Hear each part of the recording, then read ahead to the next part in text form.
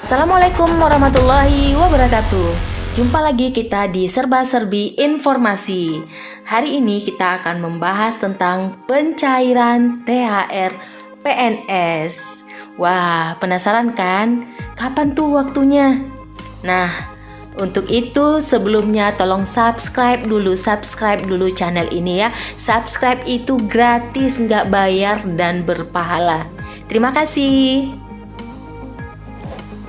Baik, kita lihat di tribunjogja.com.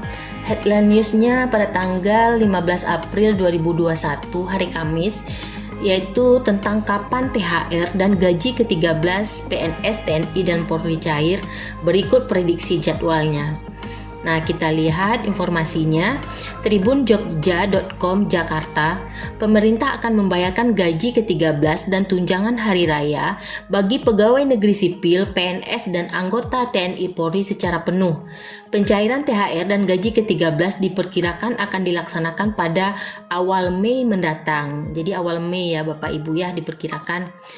Dikutip tribunjogja.com dari kompas.com, Menteri Keuangan Sri Mulyani Indrawati sebelumnya pernah berjanji bahwa tunjangan hari raya THR dan gaji ke-13 di tahun 2021 akan dibayarkan secara penuh. Sebab pada tahun 2020 lalu tunjangan kinerja yang biasanya termasuk dalam komponen gaji ke-13 dan THR tidak dibayarkan lantaran pemerintah tengah melakukan penghematan dan realokasi anggaran untuk penanganan pandemi COVID-19.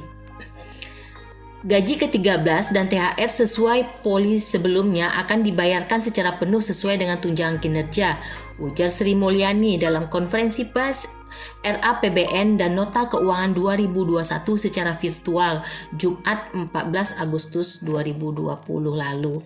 Jika benar THR dan gaji ke-13 bagi para PNS, prajurit TNI, dan anggota Polri akan dibayar penuh pada tahun ini, lantas kapan akan dicairkan? Merujuk pencairan THR pada tahun lalu, pemerintah melakukan hal tersebut paling lambat 10 hari kerja sebelum Hari Raya Idul Fitri. Jika proses pencairan THR ini masih sama seperti tahun lalu, maka THR bagi PNS dan abdi negara lainnya akan dilakukan pada 28 April 2021. Wah, sebentar lagi ya Bapak Ibu. Pasalnya, ini prediksi ya. Pasalnya, Hari Raya Idul Fitri tahun ini diprediksi jatuh pada tanggal 12 Mei 2021.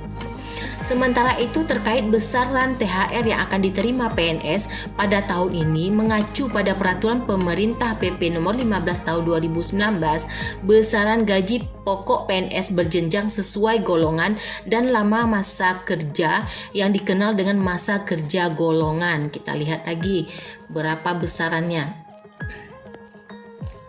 Nah, untuk menghitung besaran THR bagi PNS, maka nilainya dihitung dari jumlah gaji pokok yang diterima PNS beserta tunjangan-tunjangannya yang melekat di dalamnya. Hitungan gaji dari yang paling terendah hingga tertinggi disesuaikan berdasarkan masa kerja atau MKG, mulai dari kurang dari 1 tahun hingga 27 tahun. Berikut gaji PNS golongan 1 sampai 4. Nah, ini untuk yang golongan 1 lulusan SD dan SMP. Golongan 1A itu berkisar 1.568.000 sampai 2.335.800. Nah, ini golongan 1B 1.745.000 sampai 2.472.900. Golongan 1C 1.776.600 sampai 2.577.500. Golongan 1D 1.851.800 sampai 2.686.500. Golongan 2 lulusan SMP sampai D3. Golongan 2A 222.200 sampai 3.373.600. Kita lihat selanjutnya. Untuk golongan 2B yaitu 2.208.400 sampai 3.516.300. Golongan 2C 2.301.800 sampai 3.665.000. Golongan 2D yaitu 2.399.200 sampai 3.820.000. Nah, untuk golongan 3 lulusan S1 hingga S3 golongan 3A yaitu 2.579.400 sampai 4.236.400. Golongan 3B yaitu 2.686.500 sampai 4.415.600. Nah, golongan 3C yaitu 2.802.300 sampai 4.602.400. Golongan 3D yaitu 2.928.800 sampai 4.797.000. Nah, untuk golongan 4A yaitu 3.044.300 sampai 5 juta. Kita lihat 4B.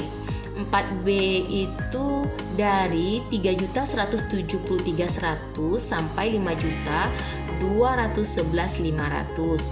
Golongan 4C 3.307.300 sampai 5.431.900. Golongan 4D yaitu sekitar 3.447.200 sampai 5.661.700. Golongan 4E 3.593.100 sampai 5.900.100. Berikut rincian maksimal gaji ke-13 yang diterima ASN. Pimpinan LNS, ketua 9,59 juta, wakil ketua 8,79 juta, sekretaris 7,99 juta, anggota 7,99 juta.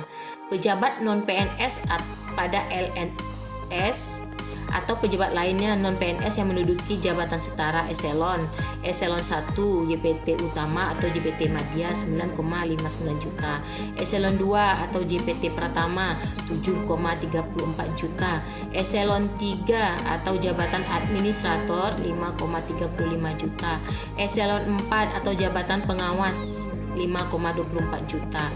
Pegawai non PNS pada LNS atau pegawai lainnya non PNS.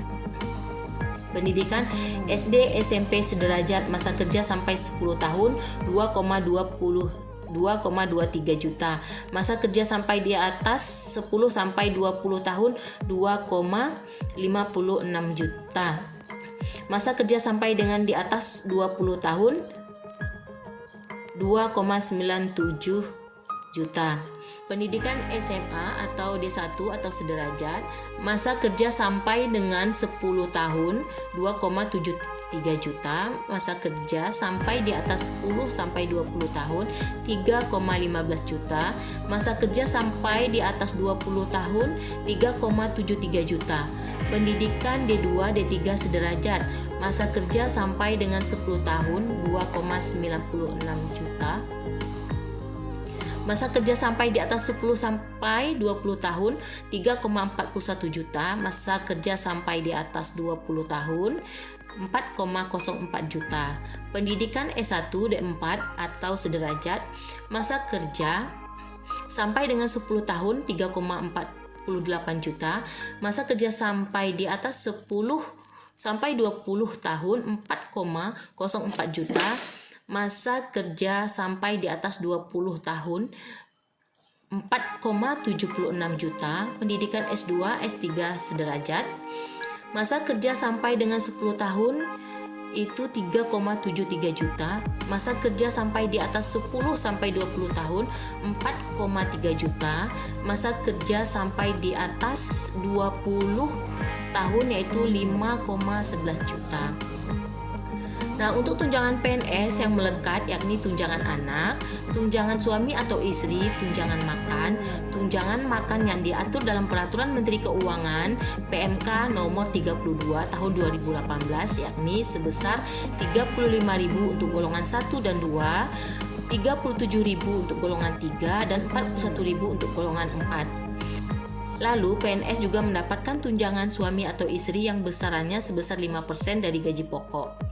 Terakhir yakni tunjangan anak yang ditetapkan sebesar 2% dari gaji pokok per anak dengan ketentuan maksimal 3 anak.